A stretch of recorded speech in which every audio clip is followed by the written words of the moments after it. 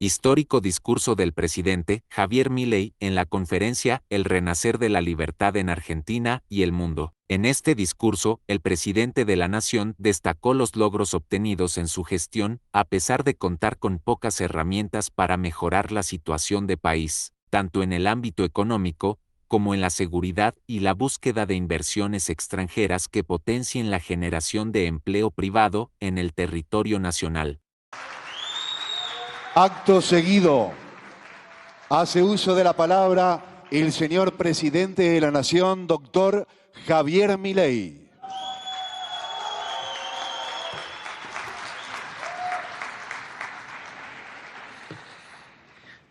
Hola a todos.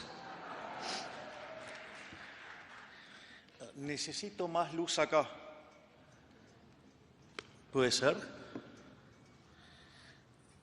Un poquito más, por favor. No se ve el...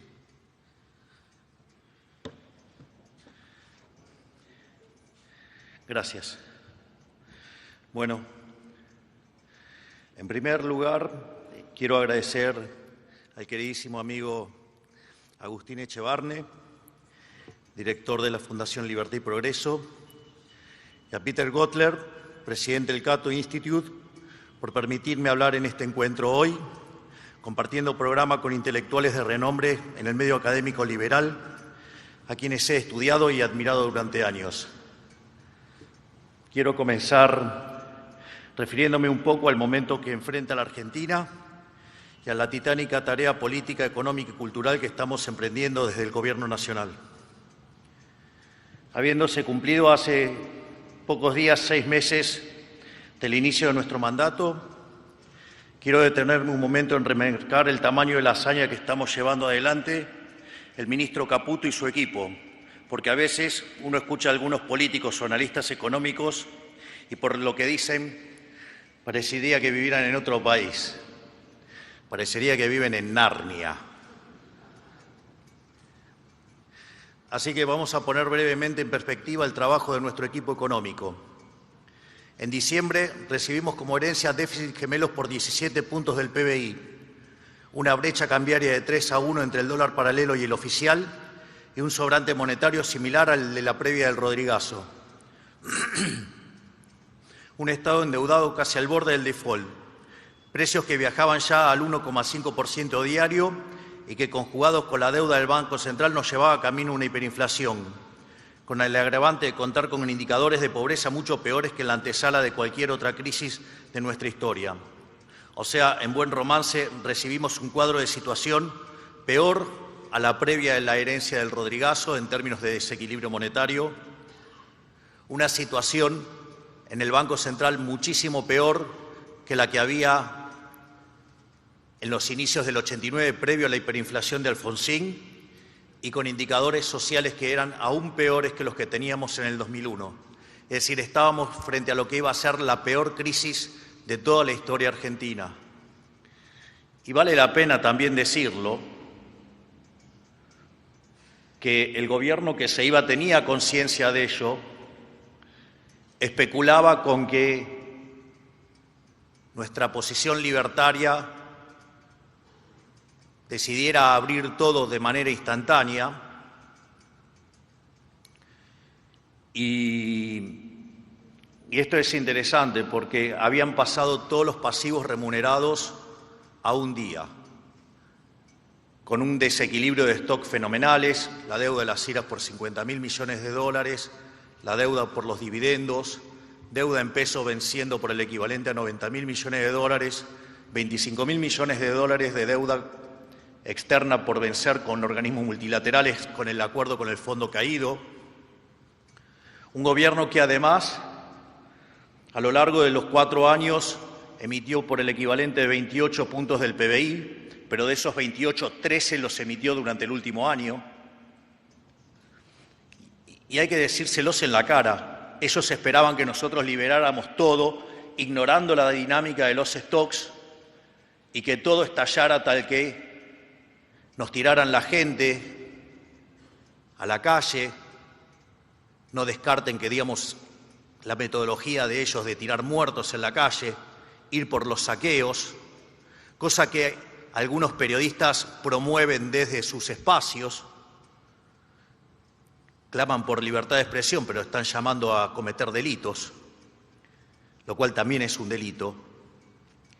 Y en ese contexto, que toda la crisis hiciera el trabajo del ajuste sucio y ellos volver como redentores a inicios de 2024. Bueno, por suerte no fuimos tan ingenuos, no hicimos lo que ellos esperaban, lo hicimos de otra manera y acá estamos por un octavo del mandato y que esperamos que si seguimos teniendo éxito del modo que lo estamos haciendo, tengamos 2 mandatos y empezar la era liberal.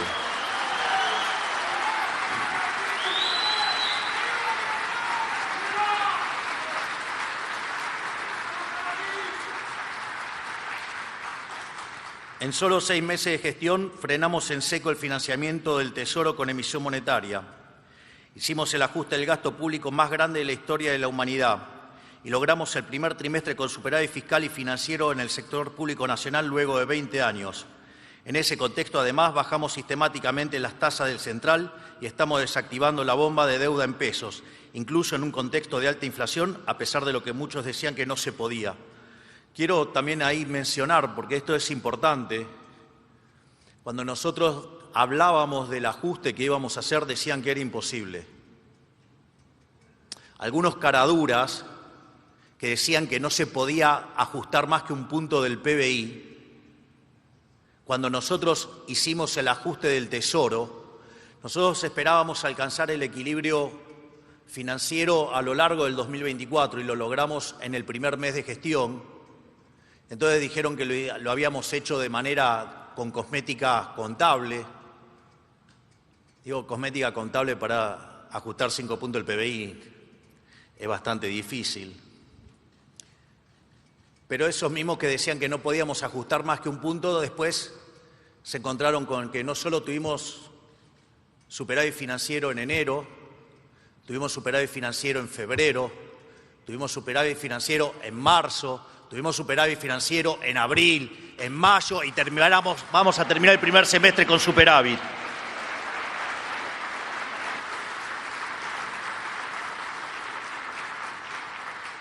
Y no solo eso, sino que en paralelo teníamos un déficit cuasi fiscal de 10 puntos del PBI y hoy lo hemos bajado 9 puntos del PBI. Es decir, llevamos ajustado hasta este momento el equivalente de 15 puntos del PBI y todo eso lo hicimos en menos de 6 meses.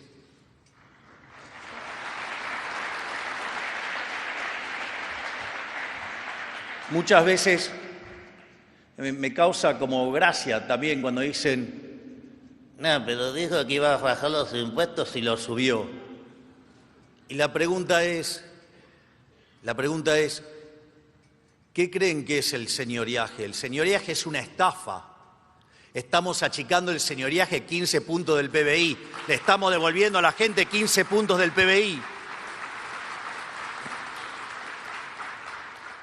Por eso, mientras que en el mes de diciembre discutíamos la hiperinflación, cosa que también muchos deshonestos intelectuales tratan de dejar de lado, informando solamente lo que pasaba con el IPC y no lo que pasaba con el índice de precios mayoristas, que dio 54%.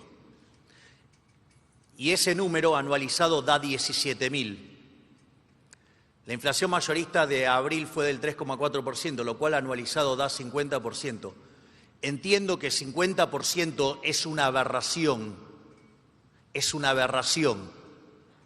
pero en el escenario alternativo veníamos viajando al 17.000%. Sería bueno que sean más honestos intelectualmente. Otra discusión que también me parece muy interesante y que tiene un gran valor académico desde mi punto de vista es la discusión de la tasa de interés, digamos, de utilizarla como instrumento de política económica para controlar la inflación. No es nuevo mi desagrado, digamos, con esto de manosear la tasa de interés, o sea, no es nuevo mi desagrado con esa perspectiva keynesiana de que la tasa de interés se determina en el mercado monetario. Porque la tasa de interés existe porque existe el tiempo, no porque existe el dinero.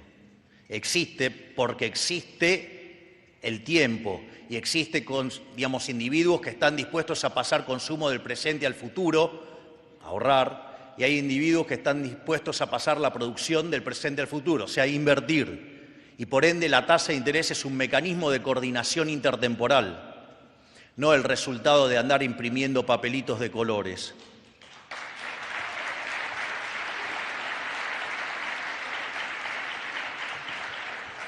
En ese contexto, nosotros consideramos que la inflación es siempre y en todo lugar un fenómeno monetario que se genera por un exceso de oferta de dinero, ya sea o porque aumentó la oferta o porque cayó la demanda o pasó las dos cosas a la vez, que hace que caiga el poder adquisitivo del dinero y eso implica que todos los precios expresados en unidades monetarias suban. Por lo tanto, nuestra apuesta era frenar con la emisión de dinero. Teníamos la convicción y estábamos logrando cerrar la emisión para financiar al fisco, pero teníamos otro problema, que era la emisión endógena de dinero. Si ustedes se fijan, la mayoría de los analistas en esos momentos nos recomendaban poner la tasa de interés en niveles reales positivos. Si le hubiéramos hecho caso, hoy la relación entre pasivos remunerados y base monetaria estaría arriba de 8, estaríamos discutiendo el problema del carry trade, estaríamos discutiendo la bomba de las LELIQs, y digamos, y bajar la inflación sería literalmente imposible. Sin embargo, nosotros decidimos arbitrar la tasa de interés en dólares, implicaba una tasa de interés real negativa en pesos, y eso fue permitiendo poner en orden la hoja de balance del Banco Central. En simultáneo, con el superávit fiscal, eso también nos permitió una sustancial caída del riesgo país y nos permitió recrear un mercado de deuda para la deuda del gobierno, en una tarea monumental llevada a cabo, digamos, por el secretario de Finanzas, Pablo Quirno, y que en conjunción con el presidente del Banco Central empezaron a mutar la deuda que estaba en el Banco Central, a llevarla a donde originalmente debería haber estado, frente al financiamiento del desequilibrio fiscal, que era en las cuentas del Tesoro. Eso hace que hoy la relación de pasivos remunerados respecto a la base monetaria se encuentre en 1,2 veces. Es decir, que lo redujimos a 1/3, pero es importante tener idea de las nociones cuantitativas de eso. Nosotros hoy tenemos una base monetaria de 15 billones de pesos y tenemos pasivos remunerados por 18 billones de pesos. Ahora, lo interesante es que esos 18 billones de pesos, 12 billones están en manos de los bancos públicos. De esos 12 billones, 7 están en el Banco Nación, donde además la contrapartida es que hay 3,5 billones de depósitos del Tesoro dentro del Banco Nación. Por lo tanto, hay 7 que no son un problema. Hay 3 que están en manos del Banco Provincia de Buenos Aires. Digo, si bien, digamos, el enano comunista es un enemigo de la libertad y en especial de este gobierno,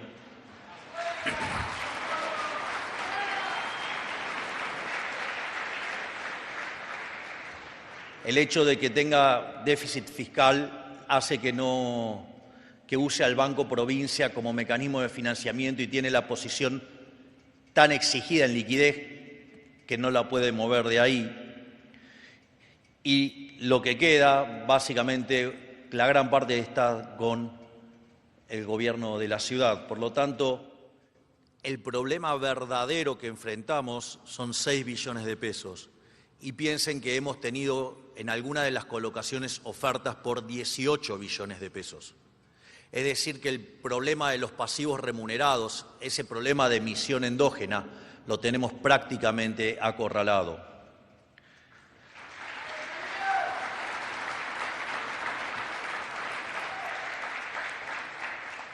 Sin embargo, también quiero manifestar que una vez que terminemos con eso, todavía queda una etapa final para resolver el problema del cepo, que es resolver el problema de los puts. Probablemente sea una de las mayores perversiones que cometió el gobierno anterior. Frente a la no voluntad de los bancos de financiar al Tesoro, utilizaron de manera indirecta al Banco Central, y una forma que además tuvo la complicidad del Fondo Monetario Internacional. Lo financiaron con instrumentos que son con puts. Entonces, ¿cuál es el problema? Dentro del balance del Banco Central, lo que figura es el monto del put y no los pasivos contingentes que están abiertos. Para que tengan un orden de magnitudes, esos pasivos contingentes representan 4 puntos del PBI, cuando hoy la base monetaria es de 2.8. Es decir, imagínense lo que sería tirar toda esa cantidad de dinero a la calle. Imagínense que además, y tomen conciencia de esto, que no son ni siquiera puts europeos, es decir, donde ustedes tienen definido el plazo donde vencen, son puts americanos y se pueden ejecutar en cualquier momento. Por lo tanto, una vez que terminemos con los remunerados, lo que estamos haciendo es trabajar sobre la solución del problema de los puts para definitivamente ahí sí abrir el cepo. En ese contexto también estamos confiados porque hoy, entre lo que tenemos de base monetaria y pasivos remunerados, eso ya llega a 6 puntos del PBI, cuando históricamente la demanda de base en el siglo XXI osciló entre 8 y 9 puntos del PBI. Por lo tanto, una vez que terminemos de resolver el problema de los puts, yo me comprometo a que vamos a abrir definitivamente el cepo.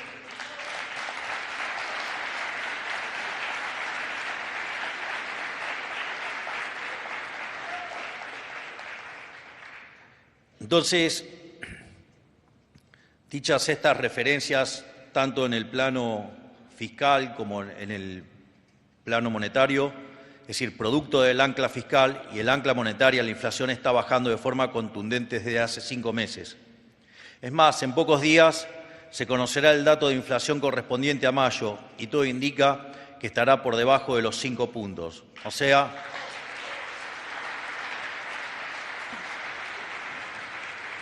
en definitiva, nuestro programa de estabilización está demostrando su efectividad. Ahí también quiero mencionar la deshonestidad intelectual de muchos de nuestros colegas. Digo, porque puedo ser presidente, pero no dejo de ser economista, ni lo voy a dejar de ser. Además, después de esto me tengo que seguir ganando la vida como conferencista, así que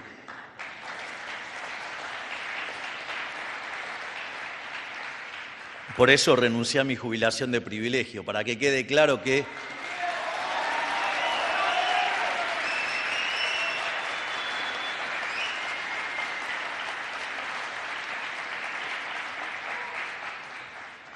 entonces, bueno, me sacaron del discurso. Estoy fuera del discurso hace rato, pero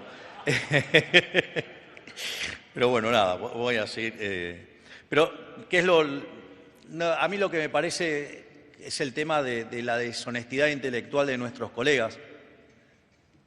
Y es, uno tiene que entender las características también de quién toma las decisiones. Un programa de estabilización básicamente tiene 3 partes. Tiene una política fiscal, digamos, de ajuste, tiene una política monetaria y una política cambiaria.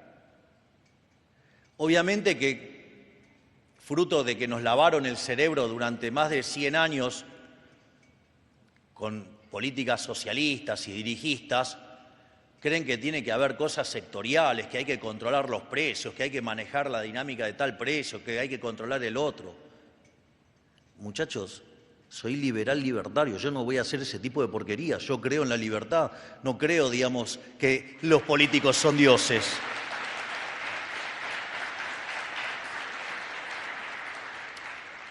Es más, otra cosa que también me parece profundamente deshonesta intelectualmente, nosotros estamos haciendo porque aparte no es que baja, porque, por arte de magia baja la inflación, hay un programa que es lo que hace que bajar la inflación. Y en ese sentido, a mí me sorprende porque si uno, digamos, tiene la evidencia, digamos, debería ser por lo menos más sincero, pero además lo estamos haciendo en un contexto donde estamos recomponiendo precios relativos.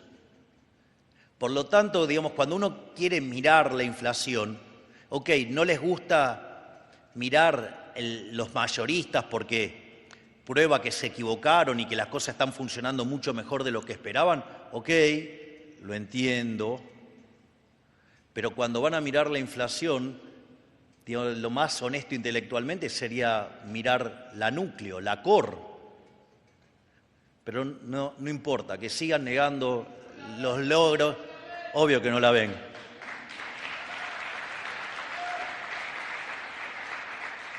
Entonces, me parece que habría que estar mirando la núcleo. Igual, ¿saben qué? No hay problema, porque no solo vamos a estar batiendo a la núcleo, sino que también vamos a bater a la general. O sea, vamos a llevar aplastada la inflación.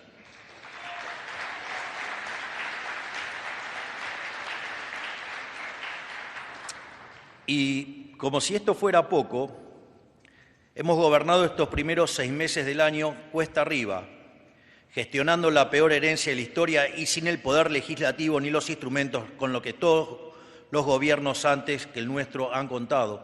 Esto no es un tema menor. No es que nosotros, la política, no nos acompañó.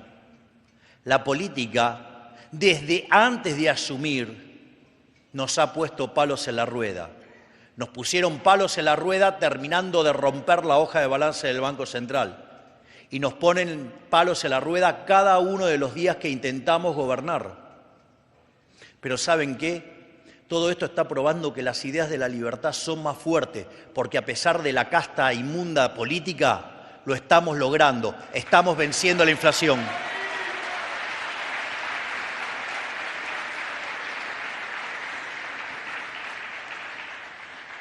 Pero el país necesita cambios profundos, reformas económicas de base, que excedan las decisiones de política económica inmediata que puede tomar un presidente. Y hoy, mientras se discute en el Senado de la Nación el proyecto de reforma económica, social, tributaria y fiscal más ambicioso del retorno a la democracia, no pueden quedar dudas que la Argentina está ante un punto de inflexión. Podemos insistir por el camino que nos trajo hasta acá, insistir con el modelo del Estado presente, pero que realmente solo está presente para algunos y hunde en la miseria al resto.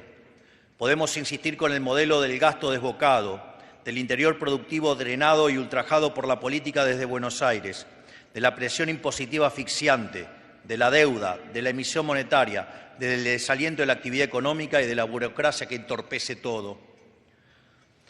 O alternativamente podemos retornar la senda a la libertad, de la que nunca nos deberíamos haber extraviado, retomar las ideas y valores que alguna vez hicieron de la Argentina una potencia mundial, retomar la defensa de la vida, la libertad y la propiedad privada, y aspirar a ser un país a la altura de nuestra identidad y nuestra historia una vez más.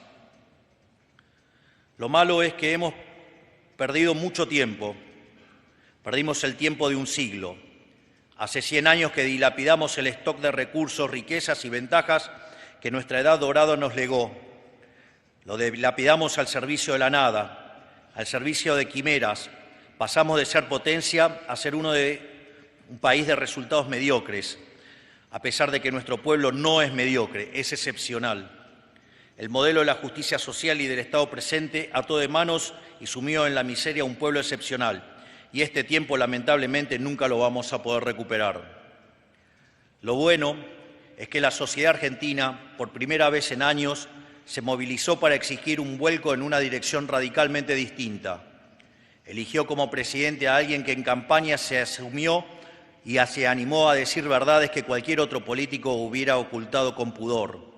La sociedad eligió el camino de la libertad, a sabiendas de todos los costos y sacrificios que ello conllevaba en el corto plazo, y lo eligió con la mayor cantidad de votos individuales de la historia de la democracia argentina. Sin embargo, para algunos políticos, el mandato popular de cerca de 15 millones de argentinos no significó nada, porque su prioridad no es la sociedad, que demanda a viva voz un cambio, no es el país que necesita ser reencauzado para prosperar, sino su interés personal y rastrero de la casta política que se resiste a hacer las reformas porque saben que si se las hacen, esto va a funcionar y no vuelven más.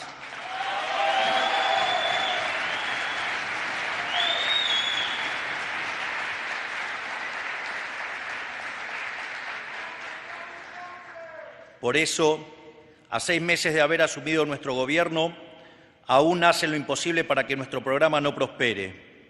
Por sobre los 100 años que ya perdimos, ellos nos hacen seguir perdiendo tiempo, porque saben que nuestro programa pone en riesgo el sistema injusto del que ellos se alimentan. No es la primera vez que digo esto. La historia de los últimos 100 años de nuestra patria permite un vistazo, una pequeña ventana a la que podría pasar con el resto del mundo libre si baja la guardia y se deja de seducir por el socialismo. Porque son las mismas ideas que hoy están en boga entre las élites de Occidente las que en Argentina destruyeron la libertad y nos condenaron a la pobreza.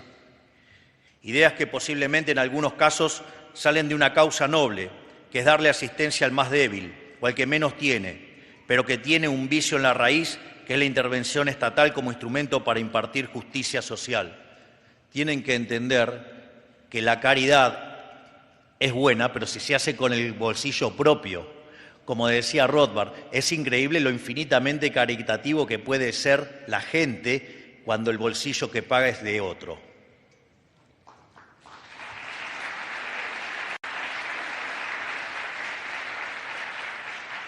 En este contexto, el Estado ni está en su derecho ni es capaz de impartir justicia a través de la distribución de la riqueza, porque la justicia social es un concepto equivocado a nivel moral, a nivel teórico y a nivel empírico.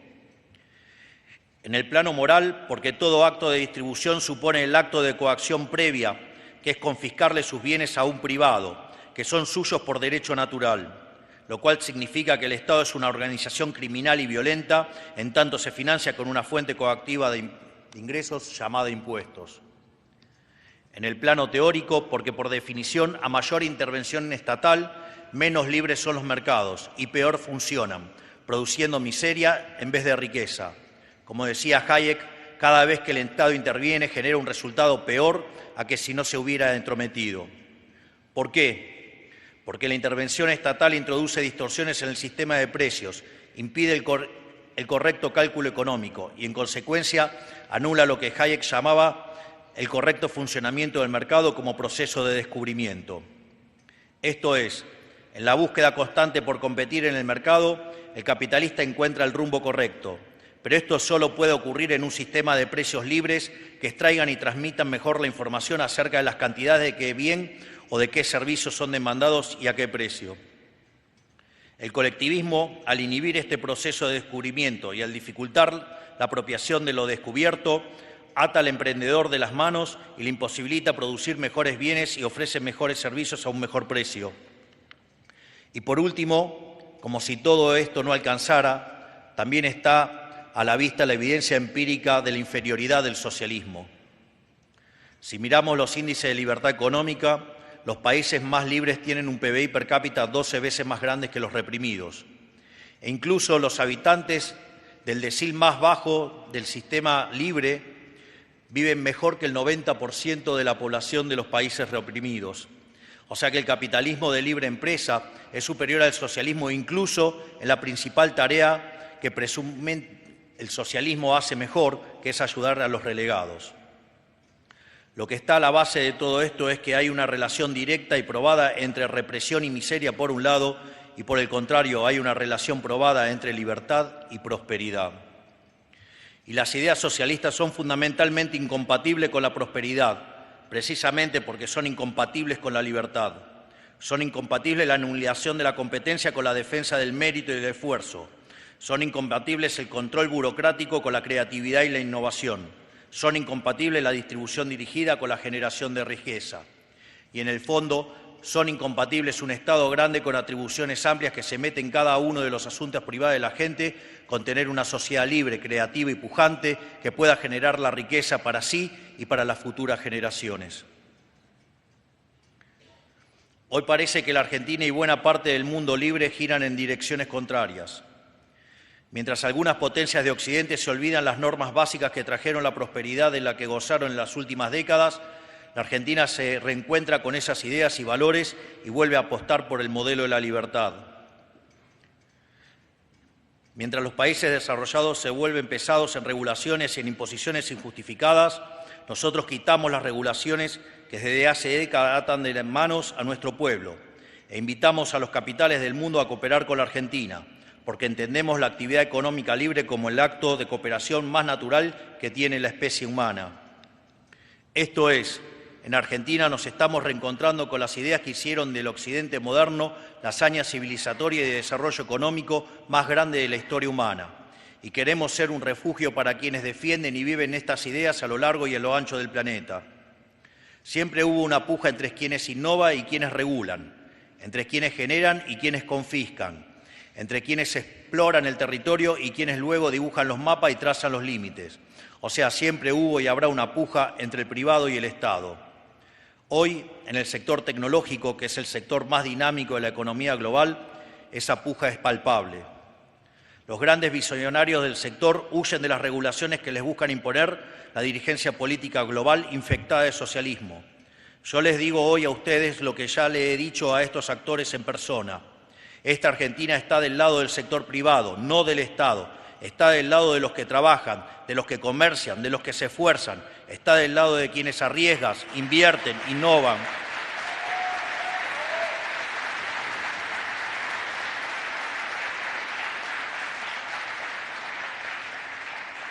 Como decía, está del lado de quienes arriesgan, invierten e innovan, que son por naturaleza benefactores sociales, y va a defender con uñas y dientes las ideas de la libertad, porque sabemos que en ellas está la fórmula para la prosperidad. Pero no se trata solo de tener las ideas correctas, también hay que tener condiciones materiales que nos acompañan, porque después de décadas de estancamiento, la Argentina tiene todo dado para emprender un proceso de convergencia económica que nos coloque a la par de las grandes potencias del mundo en pocas décadas. En el fondo, digamos, la pregunta, ¿no? ¿Qué es el proceso de convergencia? Acá también vale la pena hacer una nota metodológica sobre lo que hacemos los economistas, ¿no? Porque la convergencia es algo que cuando ustedes miran la historia de la humanidad, aquellos que abrazan las ideas de la libertad la logran, pero en nuestros modelos de crecimiento está simplificado detrás de determinados formatos de la función de producción y que en realidad no tenemos ni el fundamento de por qué se termina convergiendo, digamos, en el fondo, digamos, surge en función de la concavidad que tenga la función de producción y cuán lejos estemos del equilibrio del stock de capital per cápita del estado estacionario. En definitiva, de lo único que estamos hablando es de una relación matemática y está vacía de contenido. Es decir, la convergencia no se da porque sí, porque entonces si no todo país que estuviera rezagado, sin lugar a dudas podría crecer sin hacer nada, y eso es falso.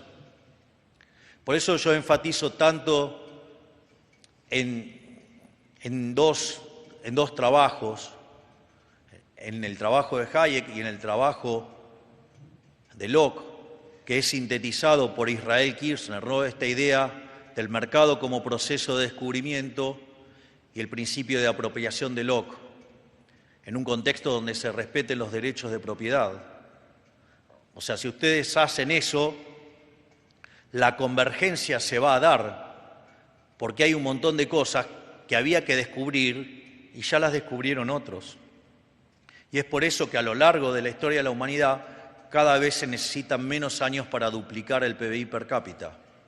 El primero en lograrlo fue Inglaterra, que tardó 58 años, pero el último en hacerlo fue China y lo hizo en 7 años. Es más, en 14 años multiplicó por 4 su PBI per cápita, porque lo duplicó una vez y lo volvió a duplicar. Y lo hizo a partir del impulso de las zonas liberadas al mercado.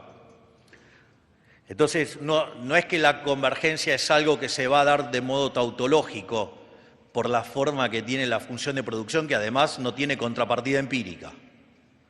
Porque la contrapartida empírica son los rendimientos crecientes, no los rendimientos marginales decrecientes.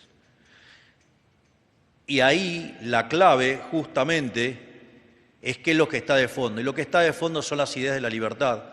Yo, digamos, en algunas de las filminas que vi pasar de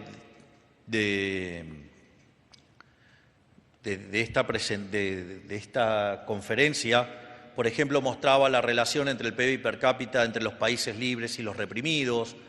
Es más, no solo eso, los países libres crecen más que el doble que los reprimidos. Entonces, la clave pasa por ahí, en el entramado institucional que permite la convergencia. Y si ustedes a eso le suman las mejoras que estamos viendo en términos tecnológicos, en especial con inteligencia artificial, esa convergencia puede ser acelerada. Entonces,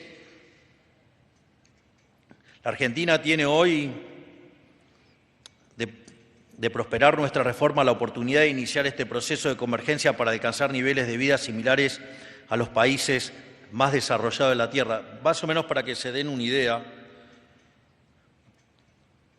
la reforma estructural más grande que se hizo en Argentina en la historia fue la de Menem en los 90.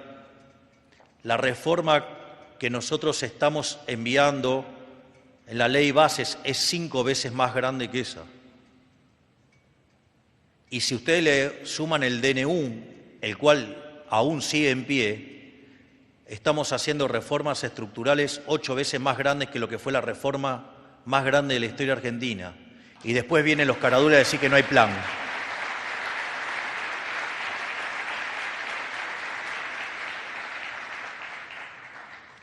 Es más, de prosperar esta primera fase, nosotros escalaríamos 90 puestos en libertad económica y nos empezaríamos a parecer a países como Alemania, como Francia, como Italia. Pero eso a mí no me alcanza.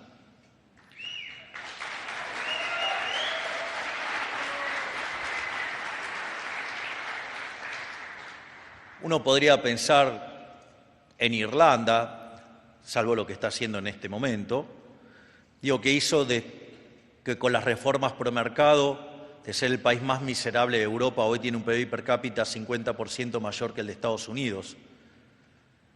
Y ese podría ser un modelo. Bueno, también se queda corto respecto a nuestras ambiciones. Nosotros tenemos todavía 3.200 reformas estructurales pendientes. Nosotros las vamos a llevar a cabo quiera o no quiera la política. Y vamos a hacer de Argentina el país más libre del mundo.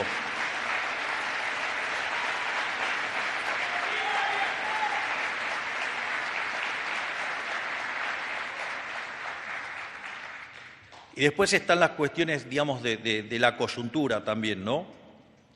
Porque somos desde hace décadas una olla a presión hirviendo con la tapa cerrada. Lo único que hay que hacer es destaparla y reanudar la tarea, digamos, del mercado como proceso de descubrimiento, donde la baja capitalización de la economía, fruto de 20 años de populismo empecinado en destruir el capital, ya eso mismo genera oportunidades de inversión enormes para aquellos que apuesten por el país.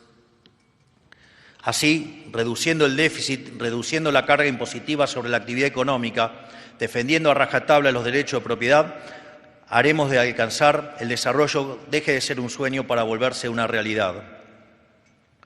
Pero no solo que tomamos las decisiones correctas en materia de libertad económica y respeto de los derechos de propiedad, podemos converger en un plazo relativamente corto a niveles de riqueza de los que gozan las principales potencias del mundo hoy, sino que la convergencia económica para nosotros está simplificada, porque no debemos pasar por este trabajoso proceso de descubrimiento del que Hayek hablaba, ya que otros lo han hecho por nosotros, que era lo que estaba explicando sobre los fundamentos de la convergencia. No hay nada que inventar para alcanzar los niveles de riqueza de los principales países del mundo. Solamente hay que generar las condiciones de respeto a la propiedad privada para que los actores del mundo privado puedan tomar el conocimiento de aquellas que ya hicieron el proceso de descubrimiento económico y reproducirlo. Eso facilita el proceso de generación de riqueza y crecimiento económico. Es decir, ya han hecho el trabajo por nosotros. El arduo proceso de descubrimiento en el que un actor encuentra una necesidad y desarrolla un producto o servicio para satisfacerla ya ocurrió, y ocurre todos los días allí donde si se respetan los derechos de propiedad, porque sin apropiación no hay proceso de descubrimiento posible. Por eso fracasó y va a fracasar siempre el socialismo, porque inhibe el proceso de apropiación de lo descubierto, destruyendo la innovación y en consecuencia la generación de riqueza.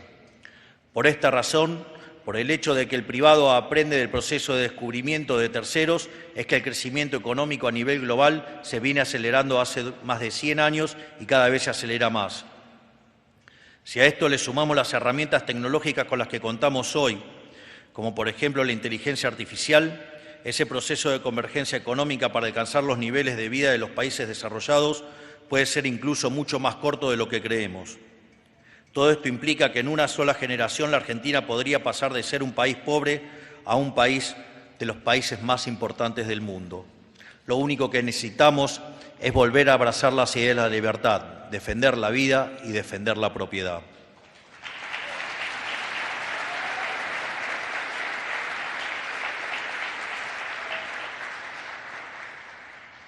Entonces, quiero retomar algo que manifesté en las últimas semanas ante los empresarios más poderosos del mundo en los sectores tecnológicos que son la frontera de la actividad económica. La Argentina alguna vez fue una tierra de promesas que capturaba la imaginación de aventureros y emprendedores porque estaba todo por ser hecho, porque sabían que podían hundir su esfuerzo y capital y les iba a ir bien, porque había un Estado que protegía los derechos de propiedad y protegía la libertad de asociación entre privados. Hoy tenemos todos para volver a recorrer ese camino y convertirnos en la nueva Meca de Occidente. Tenemos los recursos naturales que el mundo necesita, prestos a ser aprovechados. Tenemos el mejor capital humano de la región, curioso y formado para afrontar los desafíos del presente. Y por primera vez en 150 años nos convertimos cada día en un país más libre. Con estas condiciones tenemos la oportunidad de estar a la vanguardia del desarrollo tecnológico y energético como ya lo somos en el sector agrícola. Por ejemplo, podemos ser un hub global de desarrollo en inteligencia artificial, que es un mercado de alta exigencia y alta remuneración, que va a facilitar un salto en productividad a una cantidad inmensa de cadenas de valor de la economía y que también va a permitir reformar el Estado para que funcione mejor y deje de dilapidar los recursos de los contribuyentes. Ustedes ya saben que en la medida que la economía crezca, el gasto yo lo voy a mantener pisado. ¿Para qué? Para devolverle el dinero a los que lo generaron genuinamente y originalmente, al sector privado.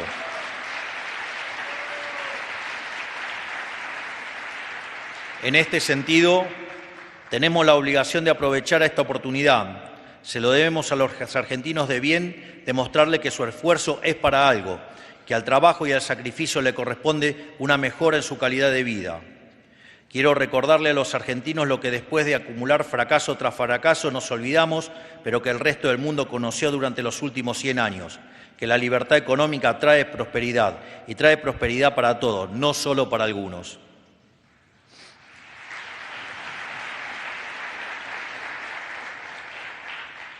Por todo esto, volviendo a mi idea inicial, hoy como sociedad, como país y como dirigencia política, estamos ante una bifurcación. O persistimos en el camino de la decadencia o nos animamos a recorrer el camino de la libertad. Hasta se está dando en la calle esa batalla.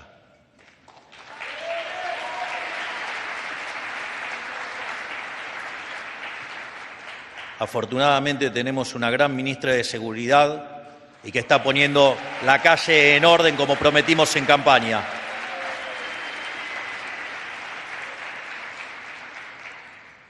La sociedad ya eligió cuál de los dos caminos se abren y quiere emprender. Ya tomó el riesgo que implica elegir la libertad.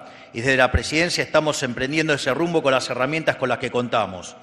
Ahora le toca el turno al resto de la política de decidir si acompaña o si le da la espalda al mandato popular de vivir en un país más libre y con una economía más dinámica, o si insiste en persistir en el camino de la servidumbre, condenándonos a todos a la miseria. Todavía están a tiempo de trabajar juntos y demostrarle a la sociedad que la dirigencia política puede estar a la altura de sus demandas. Nosotros no tenemos otra ambición que generar las condiciones materiales y espirituales para que la Argentina vuelva a ser un país próspero. No nos interesa el poder político como fin en sí mismo. No nos interesa ganar nada a título personal. Estamos acá dispuestos a dejarlo todo al servicio de nuestra causa, incluso si nos costara nuestro propio bienestar personal.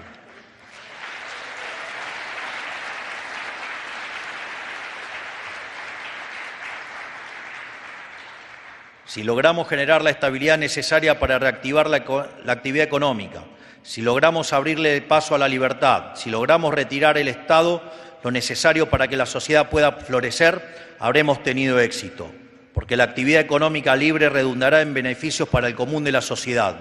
Si logramos esto, no será un triunfo nuestro, sino de la sociedad en su conjunto, que habrá logrado dejar atrás 100 años de estatismo y decadencia.